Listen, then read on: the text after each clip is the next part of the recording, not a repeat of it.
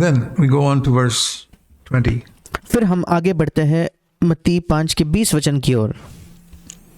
Unless your righteousness exceeds the righteousness of the scribes and Pharisees, you will not enter the kingdom of heaven. क्योंकि मैं तुमसे कहता हूँ कि यदि तुम्हारी धार्मिकता शास्त्रियों और फरीसियों की धार्मिकता से बढ़कर न हो तो तुम स्वर्ग के राज्य में कभी प्रवेश करने न पाओगे। So what does that mean? अब इसका मतलब क्या है? That I cannot enter God's kingdom. I mean, do I enter God's kingdom by the blood of Christ or by my righteousness exceeding the righteousness of the scribes and Pharisees? अब इसका क्या मतलब है? क्या मैं परमेश्वर के राज्य में मसीह के लहू के द्वारा प्रवेश करता हूँ या मैं तब प्रवेश कर पाऊंगा जब मेरी धार्मिकता शास्त्री और फरीसियों की धार्मिकता से बढ़कर है? क्या मैं तब प्रवेश करूंगा क्या? We don't enter heaven by good works.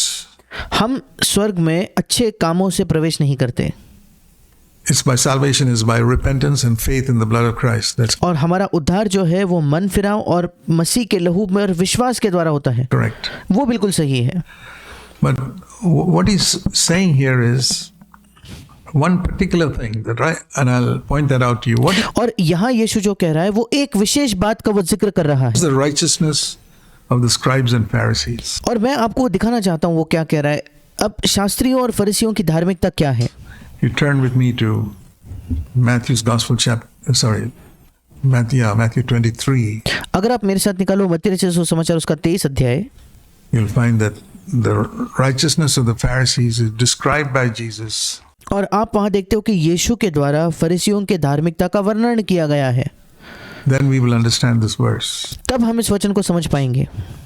We don't go to heaven by good works. हम भले कामों से स्वर्ग में नहीं जाते। So what does it mean when it says your righteousness must exceed the righteousness of the scribes and the Pharisees? फिर क्या मतलब है जब यहाँ लिखा है कि तुम्हारी धार्मिकता शास्त्री और फरीसियों की धार्मिकता से बढ़कर होनी चाहिए?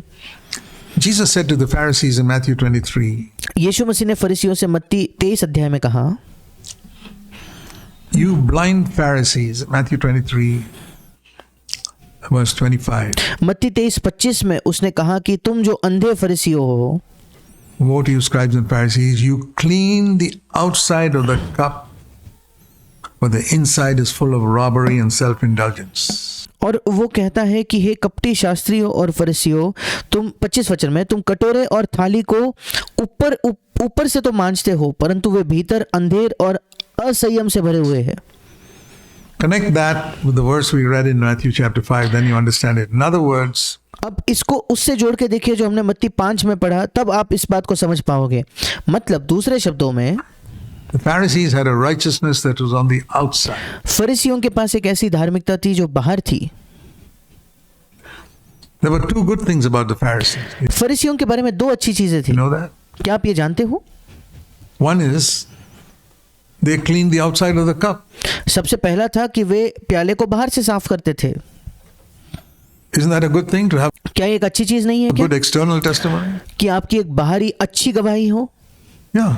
हाँ, They had a good external testimony. उनकी एक बहुत अच्छी बाहरी गवाही थी। So the certificate given by Jesus. और ये एक प्रमाण पत्र स्वयं यीशु ने उन्हें दिया You था। clean the outside of the cup. तुम प्याले को बाहर से साफ करते हो। Another good thing Jesus said about the Pharisees is earlier on in that chapter. एक और अच्छी चीज जो यीशु ने फरीसियों के बारे में कही वो इस अध्याय के पहले शुरुआती हिस्से में हम देखते हैं मत्ती 23 के। Jesus told his disciples, यीशु ने अपने शिष्यों से कहा, Matthew 23 and verse 2 and 3, मत्ती 23 उसके दूसरे और तीसरे वचन में, the scribes are seated in the chair of Moses. Shastri और फरीसी मूसा की गद्दी पर बैठे हैं, Everything they tell you to do, do. इसलिए वे तुमसे जो कुछ कहे वो करना और मानना। Can you imagine Jesus telling his disciples, whatever the Pharisees tell you to do, you can do? क्या आप कल्पना कर सकते हो यीशु अपने शिष्यों से कहता है कि फरीसी तुमसे जो कुछ करने को कहे वो करो।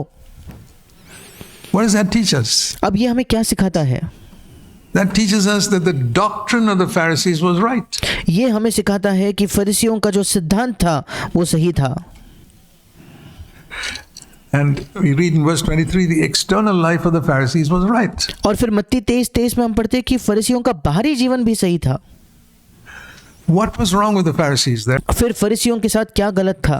Doctrine was right. उनका सिद्धांत सही है, The external life was right. उनका बाहरी जीवन भी सही There was था, only one thing wrong. एक ही समस्या थी, एक ही चीज गलत थी। Inwardly, they were filthy. उनके अंदरूनी हिस्से में, उनके अंदरूनी जीवन में वे गंदे थे, गंदगी से भरे थे। So you have a Christian today who perhaps comes to NCCF. और इसलिए आज आपके पास एक मसीह है, मान लीजिए शायद वो NCCF कलीसिया में आता है The doctrine is absolutely right, और उनके सिद्धांत बिल्कुल सही है down to the last letter. और अंतिम वाक्य तक सारे सिद्धांत उनके सही है। And external life is, they don't go to the movies, they don't smoke or drink. The external life is so good. और उनका बाहरी जीवन, वे ना चलचित्र देखने जाते हैं, वे धूम्रपान नहीं करते, वे शराब का सेवन नहीं करते, उनका बाहरी जीवन बहुत अच्छा है। There's only one thing wrong with them. उनके साथ एक ही चीज है जो गलत है, That inner life, that उनका अंदरूनी जीवन, thought life, उनका विचारों का जीवन, the inward life is corrupt. उनका भीतर का जीवन भ्रष्ट है, गंदा है। That's a Pharisee of today. और आज का यही फरीसी है And that is what Jesus meant और यही यीशु का मतलब था in Matthew 5:20. जब मत्ती 5:20 में उसने कहा, If your righteousness does not exceed the righteousness of the Pharisees, you will never enter God's kingdom. यदि तुम्हारी धार्मिकता शास्त्रियों और फरीसियों की धार्मिकता से बढ़कर ना हो तो तुम स्वर्ग के राज्य में या परमेश्वर के राज्य में कभी प्रवेश ना करने पाओगे।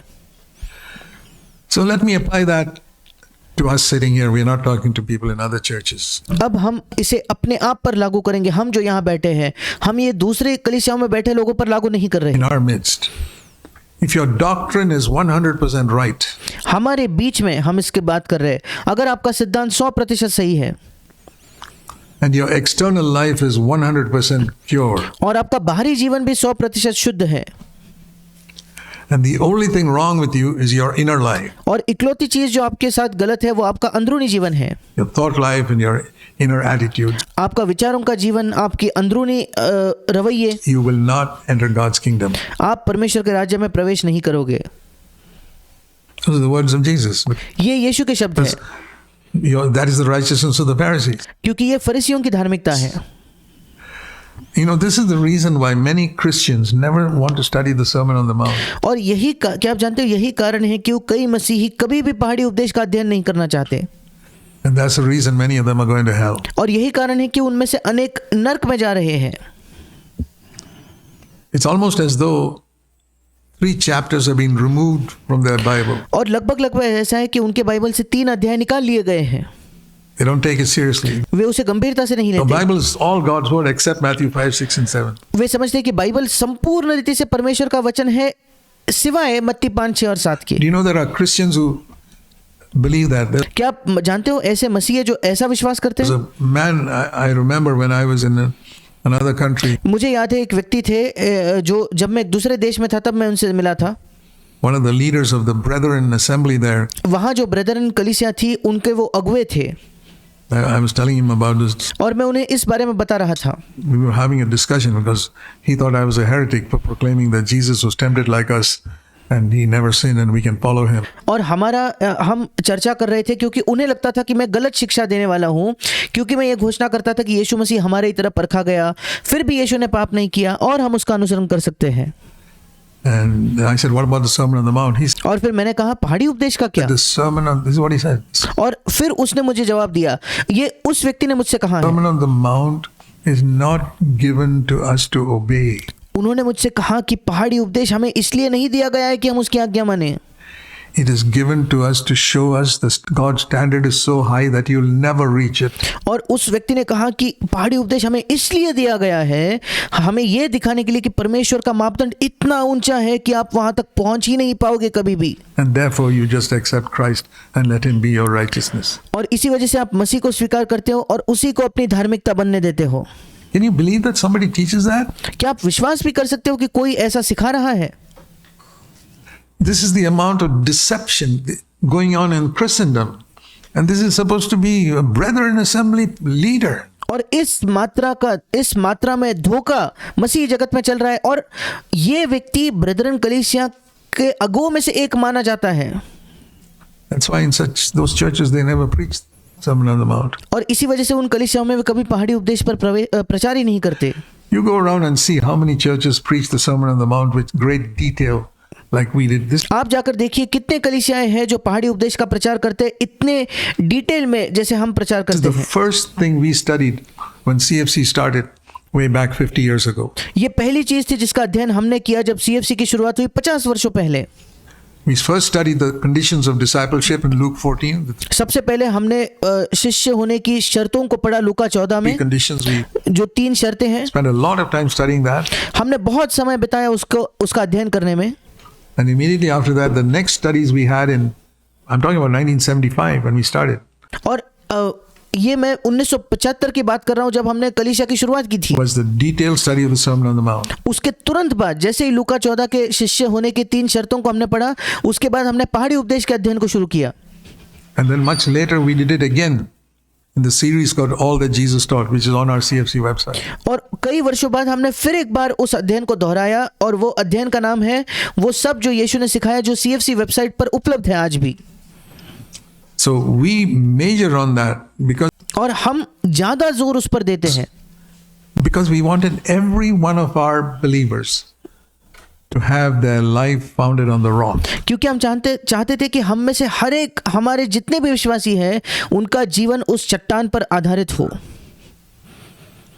Whereas all Christians say, Christ is the rock on which I stand. जबकि बाकी अन्य मसीह कहते हैं कि मसीह वो चट्टान है जिस पर मैं खड़ा Yes, हूँ। I'm also standing on the rock of Christ as far as forgiveness of my sins is concerned. हाँ, मैं भी मसीह के उस चट्टान पर खड़ा हूँ जहां तक मेरे पापों की क्षमा की बात आती है। तब तक Definitely. निश्चित तौर पर There's no other rock I can stand on. But उसके अलावा कोई चट्टान नहीं है जिस पर मैं खड़ा हो सकता हूँ। I also believe that the man who obeys what's written in the Sermon on the Mount, he पर उसी के साथ साथ मैं ये भी विश्वास करता हूँ जो व्यक्ति पहाड़ी उपदेश में लिखी हुई चीजों को की आज्ञा मानता is है building his house on the rock. वो अपने घर को चट्टान पर बना रहा है। And the man who doesn't obey what's written in the Sermon on the Mount, he's building his house on sand. और जो व्यक्ति पहाड़ी उपदेश में लिखी चीजों पर अपने घर को नहीं बनाता वो अपने घर को बालू पर बना रहा है। So I can't just say I'm on Christ and so I can ignore Matthew 5, 6, and 7. और इसलिए मैं ये नहीं कह सकता कि क्योंकि मैं मसीह में हूँ और मैं मत्ती 5, 6 और 7 की उपेक्षा कर दूं, उसको नजरअंदाज कर दूं। I'm just telling you some things by which we can easily deceive ourselves. मैं आपको केवल ऐसी कुछ चीजें कह रहा हूं जिससे हम बड़े आसानी से अपने आप को धोखा दे सकते हैं। So the old covenant could only clean up a person's external life, like और पुरानी वाचा जो है वो केवल एक व्यक्ति के बाहरी जीवन को ही साफ कर पाती the थी, Pharisees. फरीसियों की तरह। The standard of life of a good Pharisee was much better than that of anybody else in the whole world. एक अच्छे फरीसी के जीवन का स्तर इस संसार के अन्य किसी भी व्यक्ति से बेहतर होता था During the time of the Israelites, और इसराइलियों के समय में ऐसा था because it was so good, क्योंकि external life. उनका बाहरी जीवन बहुत अच्छा था। They didn't kill, they didn't steal, they didn't everything. So many things were upright in their life. और वे खून नहीं करते थे, वे चोरी नहीं करते थे और कई अच्छी चीजें करते थे। उनके जीवन में सब चीजें बिल्कुल सीधे तरीके से ही वे करते थे, But their inner life was corrupt. पर उनका अंदरूनी जीवन भ्रष्ट था। And then John the Baptist came and he said, now the Jesus is coming with an axe to the root of the tree. और फिर बपतिस्मा देने वाला यूहन्ना आया और उसने कहा कि अब यीशु मसीह कुल्हाड़े पर उस जड़ पर कुल्हाड़ा मारने के लिए उस कुल्हाड़े को लेकर आता है। So in the Old Testament, the prophets came with scissors. और पुराने नियम में जो सारे नबी थे, भविष्यद्वक्ता थे, वे कैंची लेकर आते थे। If there was a bad fruit that come out, you cut it off. Another bad fruit comes out, cut it off. So अगर कोई बुरा फल आता है उसे काट दो, अगला बुरा फल आए फिर एक बार उसे काट दो। always the bad fruit was getting cut off. और इसलिए हर समय जितने बुरे फल होते थे सब बुरे फल को काट दिया जाता था। You know, don't tell lies and don't commit adultery. It's all झूठ मत बोलो, व्यभिचार मत करो, cut off. सारे इन फलों को काट दिया जाता है, काट दिया जाता है, And काट दिया जाता they है। looked very holy, और बहुत पवित्र वे दिखते थे, but inside was corrupt, like the Pharisees. पर अंदर से वे भ्रष्ट थे फरीसियों की तरह। And Jesus came with an axe to the root of the tree, John और यीशु मसीह आया उस जड़ पर कुल्हाड़ी मारने के the लिए, Baptist said, और बपतिस्मा देने वाले यूहन्ना ने कहा so that the whole tree is uprooted and another tree is planted, ताकि पूरा का पूरा पुराना पेड़ ही जड़ से उखाड़ कर निकाल दिया जाता है, उसकी जगह दूसरा पेड़ लगाया जाता है which is God good from a good seed. और जो एक अच्छा पेड़ है, एक अच्छे बीज से उत्पन्न हुआ वो पेड़ है। And that is what we see here, where that's why we say we must be born again, और उसी का वर्णन हम यहाँ देख रहे हैं। इसी वजह से हम कहते हैं कि हमें नया जन्म पाने की आवश्यकता है, where the Holy Spirit comes in and brings another life into us. जहाँ पवित्र आत्मा हमारे अंदर आकर हमारे अंदर एक अलग जीवन, एक नया जीवन हमारे अंदर लाता है। So Christianity is not just an external reformation. और इसलिए मसीहत केवल एक बाहरी सुधारने का एक जरिया नहीं है, It is a completely another life coming inside. ये बिल्कुल ही एक नया और अलग जीवन हमारे अंदर आना है। And there are many people who call themselves Christians, even who say they are born again Christians. और यहाँ तक कई ऐसे लोग हैं जो अपने आप को मसीह कहते हैं, यहाँ तक कि वे कहते हैं हम नया जन्म पाए हुए मसीह है, Another life has not come in. पर एक नया जीवन उनके अंदर आया ही नहीं है। Another life that desires to be pure, एक और जीवन जो चाहत रखता है शुद्ध होने की, desires to be humble, जो चाहत रखता है कि वो नम्र desires हो, not to take advantage of others. जो इस चाहत को रखता है कि वो दूसरों का लाभ ना उठाए, दूसरों का फायदा ना उठाए। Not that we had to be taught, don't take advantage of. That is like training a child to behave in a good way, you know. ये नहीं कि हमें सिखाया जाना चाहिए कि देखो दूसरों का फायदा नहीं उठाते। ये तो बिल्कुल ऐसा हुआ कि हम एक बच्चे को प्रशिक्षित करते हैं कि भाई बेटा अच्छे तरीके से तुम्हें बर्ताव करना है। Like you train a dog. बिल्कुल जैसे आप जानते हो, जैसे कुत्तों को हम सिखा सकते हैं, प्रशिक्षित कर सकते हैं। If you want to pee, go outside, not here. You और हम कुत्ते को सिखाते हैं अगर तुम्हें पेशाब करना है यहाँ नहीं, बाहर जाकर, घर के बाहर जाकर करो। train. Like that you can train Christians, don't do this, don't do that.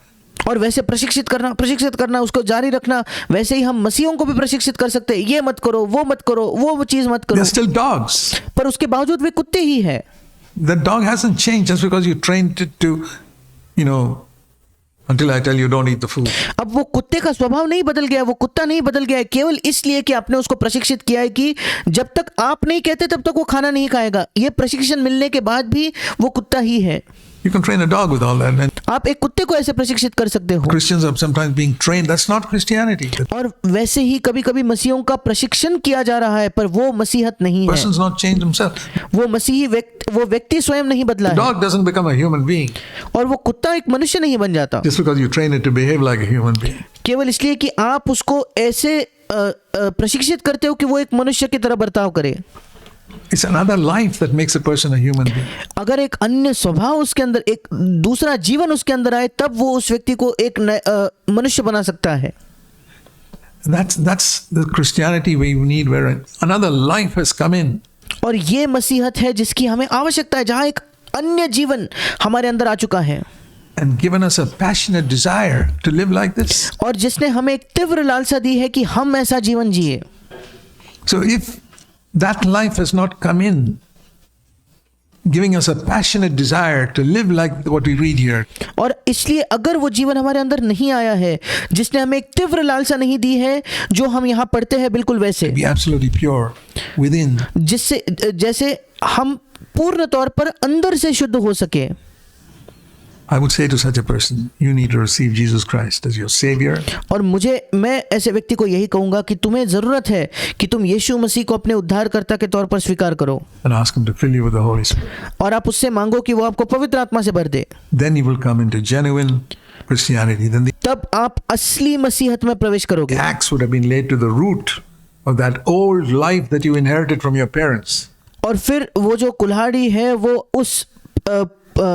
उसके जड़ पर मार दी जाएगी, उस पुराने जीवन के जड़ पर जो आपने अपने माता पिता से विरासत में पाया है, Life of Adam. जो आदम का जीवन है। So when people can't live up to these standards, what they say is, और जब लोग इस मापदंडों के अनुसार जीवन नहीं जी पाते, तब वे क्या कहते हैं? you know, there are commands like, I'll give you an example so that you can see how Christendom is deceived. अब मैं आपको कुछ उदाहरण देना चाहता हूँ ताकि आप इनको देख पाओ कि कैसे मसीह जगत इसमें धोखा खा रहा है। Turn to Philippians and chapter 4. We're doing a little longer study this time. और मेरे साथ निकालिए फिलिपियों की पत्री उसका 4था अध्याय। इस समय हम थोड़ा सा लंबा अध्ययन इस बार कर रहे हैं इस हफ्ते। And I'm a man under authority. और मैं एक पराधीन व्यक्ति हूँ, अधिकार के अधीन एक व्यक्ति हूँ। Been told by the elders that I can speak a little longer today. और प्राचीनों ने मुझे बताया है कि मैं थोड़ा लंबा समय लेकर आज प्रचार कर सकता हूँ। Philippians 4. फिलिपियों की पत्री 4 अध्याय। Take just 2 commands here. केवल यहाँ से 2 आज्ञाएं लीजिए। Rejoice, verse 4. 4 वचन, Rejoice in the Lord always. प्रभु में सदा आनंदित रहो। Always means 24 hours a day, और सदा का मतलब है दिन के 24 घंटे, 7 days a week. एक सप्ताह के 7 दिन। Verse 6. Be anxious for nothing. 6 वचन कहता है किसी भी बात की चिंता मत करो। Nothing means 0. अब किसी भी बात की नहीं मतलब किसी भी बात की नहीं। Or 1 Thessalonians, chapter 5, verse 18. In या पहला थिस्सलुनीकियों 5:18 में जैसे लिखा है, everything give thanks. सब बातों में धन्यवाद दो। Now these commands were never found in the Old Testament. और ये जो आज्ञाएं हैं वो कभी पुराने नियम में नहीं पाए जाते थे। Why are these commands found in the New Testament? अब नए नियम में ये क्यों आज्ञाएं पाई जाती है? When people read that, they say, yeah, it says rejoice in the Lord always, but always doesn't mean 24 hours a day, 7 days a week. अब जब लोग इसे पढ़ते हैं तो कहते हैं अच्छा प्रभु में सदा आनंदित रहो। देखो सदा का मतलब दिन में 24 घंटे नहीं है, सदा का मतलब सप्ताह के 7 दिन नहीं है। And what does it mean? अब इसका क्या ही मतलब है What फिर? does it mean if it doesn't mean 24 hours a day, 7 days a week? अब सदा का क्या ही मतलब हुआ अगर उसका मतलब ये नहीं है कि दिन के 24 घंटे हफ्ते के 7 दिन। So this is how people modify God's standards. और इसी तरीके से लोग परमेश्वर के मापदंडों को तोड़ मरोड़ कर रख देते हैं And say always doesn't mean always and things like that. और वो कहने लगते हैं कि देखो सदा का मतलब सदा नहीं है, ऐसी सारी चीजें वो कहते हैं। So the same thing people do to the Sermon on the Mount. और बिल्कुल यही बात लोग पहाड़ी उपदेश के साथ भी करते It हैं doesn't really mean that. और वो कहते हैं कि वाकई में उसका ये मतलब तो नहीं है। I want to warn you, dear brothers, be careful. मैं आपको चेतावनी देना चाहता हूं मेरे प्रिय भाइयों, सतर्क रहिए। Allow the Lord Jesus to lay an axe to that root of self in your life which tries to find an excuse for not obeying what God has commanded. प्रभु यीशु मसीह को अनुमति दे कि वो उस कुल्हाड़े को आपके जीवन के जो स्वयं है, स्वयं के जड़ पर उस कुल्हाड़े को यीशु मसीह मार सके, जो हमेशा आपका स्वयं ये कोशिश करता है कि आप कोई ना कोई बहाना ढूंढो ताकि परमेश्वर ने जिसकी आज्ञा दी है उससे आप बच सको या उसका आज्ञा का उल्लंघन कर सको, उसके लिए जो आप बहाना ढूंढते हो उस पर प्रभु को कुल्हाड़ी मारने दे। We got to be really careful about it. हमें वाकई इसके बारे में सतर्क होने की आवश्यकता है। Okay. Now we can move on to Matthew chapter 5. और अब हम आगे बढ़ेंगे मत्ती रचित सुसमाचार उसके 5वें अध्याय में। After having said all this, ये सब कहने के बाद then he said, okay, now I'll give you an example. फिर वो कहता है ठीक है अब मैं तुम्हें एक उदाहरण देता हूँ। The law said, Matthew 5:21, don't commit murder. व्यवस्था ने कहा मत्ती 5:21 में कि हत्या न करना। But I say to you, if you're angry, you're guilty. पर मैं तुमसे कहता हूँ जो कोई अगर तुम गुस्सा करते हो तो तुम अपराधी हो। The law said if you commit murder, you'll be liable to the court. But और व्यवस्था ने कहा अगर तुम हत्या करोगे तो तुम कचहरी के दंड के योग्य I होगे। say if you get angry, you're guilty, liable to the court. पर मैं कहता हूं अगर तुम गुस्सा करते हो तो तुम कचहरी में दंड के योग्य हो। Can you see how the standard was raised? Can you see, can you live? Think of the level a man is living. और क्या आप देख सकते हो कैसे ये मापदंड को ऊंचा किया गया है? क्या आप देख पाते हो कि आप सोचिए एक स्तर पर एक व्यक्ति जी रहा है, Not committing murder even once in his entire life. और देखिए इस व्यक्ति के जीवन का स्तर क्या है कि उसके जीवन काल में उसके जीवन भर उसने कभी किसी की हत्या न करते हुए जीवन जिया। इस स्तर के बारे में सोचिए। Everybody passes that test here, I think. मुझे लगता है यहां बैठा हर व्यक्ति इस परीक्षा में उत्तीर्ण होता है। And then never getting angry. अब अचानक स्तर को ऊंचा कर दो, कभी भी गुस्सा नहीं होना। What a difference in the standard there is. कितना ही अंतर है उस मापदंड में। And as soon as you see that, you say that's impossible. और जैसे ही आप उसे देखते हो आप कहते हो ये तो असंभव है। The moment you say it's impossible, you have said Jesus is a liar. जिस क्षण आपने कह दिया कि असंभव है, आप कह चुके कि यीशु एक झूठा है, I don't have faith. मेरे पास विश्वास नहीं है। I'll tell you, it will be impossible for you. और मैं आपको बताना चाहता हूं आपके लिए ये असंभव ही होगा। Anyone who says that what Jesus says in the Sermon on the Mount is impossible, अगर कोई भी व्यक्ति जो कहता है कि जो भी यीशु मसीह पहाड़ी उपदेश में कहता है वो असंभव है, it will be impossible. उसके लिए वो असंभव ही होगा। According to your faith, be it unto you. आपके विश्वास के अनुसार आपके लिए हो जाए। Your faith is what? आपका विश्वास क्या है? It is impossible. It ये असंभव will है be impossible for you. और फिर आपके लिए वो असंभव ही होगा। But another person sitting the other side says it is possible. पर दूसरा व्यक्ति जो वहीं बैठा है वो कहता है कि ये संभव है, According to your faith, be it unto you. और दूसरे ओर का व्यक्ति कहता है ये संभव होगा, आपके विश्वास के अनुसार आपके लिए हो। You know, like we just heard mentioned, when Jesus asked the blind person, "Do you believe that I can do this for you? Open your blind eyes." If he had said, "Lord, I believe you can open one eye," according to your faith, be it unto you. जैसे हमने अभी अभी सुना कि अगर यीशु उस अंधे व्यक्ति को पूछता, जैसे यीशु ने उस अंधे व्यक्ति को पूछा था, क्या तू विश्वास करता है कि मैं तेरे लिए कर सकता हूँ, तेरी अंधी आंखें मैं खोल सकता हूँ क्या? अगर वो कहता है कि प्रभु मैं विश्वास करता हूँ कि तू केवल मेरी एक ही आंख खोल सकता है, तो यीशु कहता है तेरे विश्वास के अनुसार तेरे लिए हो जाए। And he goes out of the room with one eye open. और वो कमरे से बाहर जाता, एक ही आंख उसकी खुली होती। The other fellow goes into the room and he says, "Lord, I believe you can open both eyes." और दूसरा व्यक्ति उसी कमरे में जाता है और वो कहता है प्रभु मैं तुझ पर विश्वास करता हूँ, तू मेरी दोनों आंखें खोल सकता है।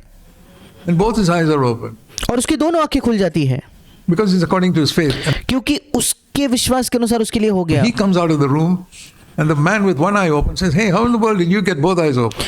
और जब ये व्यक्ति कमरे से बाहर आता है दूसरा व्यक्ति, तो पहला व्यक्ति उससे पूछता है जिसकी एक ही आंख खुली थी, वो कहता है अरे कैसे संभव है, तेरी कैसे दोनों आंखें खुल गई? That's a false teaching. वो तुरंत इल्जाम लगाएगा ये तो झूठी शिक्षा To है, go around with the false teaching that Jesus can open both eyes. और फिर वो कहने लगेगा देखो तुम गलत शिक्षा लेकर प्रचार कर रहे हो कि यीशु मसीह दोनों आंखें खोल सकता है, Because Jesus opened only one eye of mine. क्योंकि यीशु ने मेरी तो एक ही आंख खोली है। Why did Jesus open only one eye of his? Because पर यीशु ने उस व्यक्ति की एक ही आंख क्यों he खोली? had faith only for one eye. क्योंकि उसके पास केवल एक ही आंख खुलने का विश्वास था। And so whenever he sees somebody with two eyes open, he says, no, that's false teaching. और इसलिए जब भी वो देखता है कि किसी की दो आंखें खुली है, वो कहता है नहीं नहीं नहीं नहीं ये तो झूठी शिक्षा है। Let me apply it to this. अब मैं इसको इस वचन पर लागू करना चाहता हूँ। Jesus, supposing that one fellow's standard is, yeah, we'll get angry once in a while. अब सोच कर देखिए, एक व्यक्ति का मापदंड ये है, हाँ कभी कभार तो हम गुस्सा करने ही वाले हैं, हम गुस्सा हो ही जाएंगे। Another person's standard is, I will never get angry. दूसरे व्यक्ति का मापदंड है मैं कभी गुस्सा नहीं होऊंगा। No, that's a false teaching. No, तुरंत पहला व्यक्ति कहेगा नहीं नहीं नहीं वो तो झूठी शिक्षा है, नहीं नहीं नहीं नहीं नहीं can't happen. ऐसा हो ही नहीं सकता। But he had faith for that. पर उस दूसरे व्यक्ति के पास कभी गुस्सा नहीं करने का विश्वास था। He had faith that both eyes will be open. उसके अंदर विश्वास था कि उसकी दोनों आंखें खुल जाएंगी। But the person with one eye open is critical of the person with both eyes open because पर क्योंकि जिस व्यक्ति का एक आंख खुला है वो दूसरे व्यक्ति की आलोचना करता है जिसकी दोनों आंखें खुली he है, doesn't have faith for it. क्योंकि उस पहले व्यक्ति के पास उतना विश्वास नहीं है। This is the problem with Christendom today. आज के मसीही जगत में यही समस्या है, And it can happen within a church और ये कलीसिया के अंदर भी हो सकता है, where you can say, I cannot live up to this standard. जहां आप कहते हो मैं इस मापदंड तक नहीं जी सकता। Be honest and say, I don't have faith for it. आप ईमानदार बनकर कहिए मेरा उस मापदंड पर जीने के लिए पर्याप्त मेरे अंदर विश्वास नहीं है। Why stop somebody else who has faith for it क्यों आप किसी और को रोकना चाहते हो जिसके पास उस जीवन के लिए विश्वास है and who's experiencing it? और जो उसका अनुभव भी कर रहा है। My dear brothers and sisters, मेरे प्रिय भाई और बहनों, I spent enough time in my life moving around in Christian churches मैंने पर्याप्त जीवन अपने समय का बिताया है अलग अलग मसीही कलीसियाओं में जाते हुए, where people were defeated, fighting, quarreling, going to court and all types of things. जहां लोग हारे हुए थे, लड़ाई कर रहे थे, झगड़ा कर रहे थे, एक दूसरे को न्यायालय में ले जा रहे थे, सब प्रकार की चीजें कर रहे थे। And I got fed up because I saw that was not what I read in the Bible. और मैं बिल्कुल उससे तंग आ गया क्योंकि मैं देखता था कि बाइबल में ये चीजें नहीं लिखी। And I said, Lord, I don't want that Christianity. और मैंने कहा प्रभु मैं वो मसीहत नहीं चाहता। That's no difference between that and the heathen. और फिर प्रभु ये जो कर रहे हैं और अन्य जाति जो करते हैं इसमें कोई अंतर नहीं है। And I want what the Bible teaches. और प्रभु मैं वो चाहता हूँ जो बाइबल सिखाती है। And that's how God gradually led me to more and more of this. और फिर इस तरीके से परमेश्वर मुझे धीरे धीरे अधिक और अधिक मात्रा में इस चीज में, इस जीवन में अगुवाई मेरी करते गया। It didn't happen overnight and won't happen overnight with you. ये मेरे जीवन में रातों रात नहीं हुआ और आपके जीवन में भी ये रातों रात नहीं होने वाला। But if you take it seriously, let's read it. पर अगर आप इसे गंभीरता से लेना चाहते हो तो आइए हम इसे आगे पढ़ेंगे। The Old Testament law was, oh, you shall not commit murder. That's a पुराने नियम की व्यवस्था क्या थी कि तुम हत्या न करना। certain standard. अब ये एक तरीके का मापदंड हो गया। Do you know there are people who live below that standard? There are क्या आप जानते हो कुछ लोग इस मापदंड के भी नीचे जीते हैं? lots of people today who don't think that killing others is wrong. और ऐसे कई लोग हैं जो आज ये सोचते हैं कि दूसरों की हत्या करना गलत नहीं है। There are people who go and kill. There are, और ऐसे लोग हैं जो जाकर हत्या करते हैं। we read stories about somebody who kills his wife or kills her husband. और आप ऐसी कहानियां पढ़ते हो कि कोई अपने पत्नी की हत्या करता है, कोई अपने पति की हत्या कर देता है। They don't take it seriously. वो इसे गंभीरता से नहीं लेते। But here's someone who says, no, that's wrong. पर यहाँ एक व्यक्ति है जो कहता है नहीं, ये गलत I है, will never kill anybody. मैं कभी किसी की हत्या नहीं करने वाला। That's a better standard than the other person who says, if you're put in a tight spot, you have to kill. और ये ज्यादा ऊंचा और बेहतर मापदंड है उस व्यक्ति की तुलना में जो कहता है अगर बड़े कठिन परिस्थिति में तुम फंस जाओ तब तो तुम्हें हत्या करनी ही पड़ेगी। Or if somebody cheats you, you must kill him. या दूसरा व्यक्ति कहता है अरे किसी ने तुम्हें धोखा दिया तब तो तुम्हें उसकी हत्या करनी ही पड़ेगी। But here's a person who's higher than that saying, I will never commit murder. पर यहाँ एक व्यक्ति उससे भी ऊंचा है जो कहता है मैं कभी हत्या नहीं I think करूंगा। all of us are at that level. और मुझे लगता है हम में से हर एक उस मापदंड पर We'll है। never commit murder. हम सब उस स्तर पर है कि हम कभी हत्या नहीं करेंगे। But there are people who goes to Jesus standard and say, I don't even get angry. पर ऐसे भी लोग हैं जो यीशु के मापदंड पर जाते हैं और कहते हैं मैं गुस्सा भी नहीं करने वाला। And it's a question of whether you respect the teaching of Jesus. और प्रश्न ये है कि यीशु के शिक्षा का आप आदर करते हो या I नहीं। believe that essentially it's a question of whether you take the words of Jesus seriously. और मैं विश्वास करता हूं कि बुनियादी तौर पर, मूलभूत तौर पर प्रश्न ये है कि आप यीशु के शब्दों को गंभीरता से लेते भी हो या नहीं। You know, in the military, the reason why they put us, as soon as we joined the military, right when I joined when I was 15. और जब क्या आप जानते हो सेना में जैसे ही हम सेना में भर्ती होते हैं तुरंत वे हमें ऐसे रखते हैं। अब मेरे मामले में तो मैं जब 15 वर्ष का था उस समय मैंने सेना में मेरी भर्ती सेना में हुई। From a very young age, we were taught to go on parade every day. और बहुत ही जवान उम्र से ही हर दिन हमें सिखाया जाता था कि हमें ग्राउंड पर जाना है और परेड करनी है। And the main purpose of parade is to teach us instant obedience. और उस परेड की सबसे मुख्य जो उद्देश्य होता है वो यही है कि हमें तुरंत झटके में आज्ञाकारिता सिखाई जाए। Because in the military, when you're out at war fighting with the enemy, and you have to obey instantly if you want, otherwise the enemy will defeat you or you lose your life if you don't act instantly. अब उसका कारण ये है क्योंकि सेना में जब आप जाकर शत्रु से, दुश्मन से लड़ाई लड़ते हो आपको तुरंत आज्ञा माननी पड़ेगी अगर आप जीतना चाहते हो तो। अगर आप नहीं आज्ञा मानोगे तो हो सकता है कि शत्रु आपको हरा दे, ये भी हो सकता है आप अपनी जान गंवा दो अगर आप एक युद्ध के परिस्थिति में तुरंत अपनी आज्ञा नहीं मानते तो। War. So they teach you that in the parade ground. और इसलिए परेड के उस मैदान पर आपको यही सिखाया जाता है।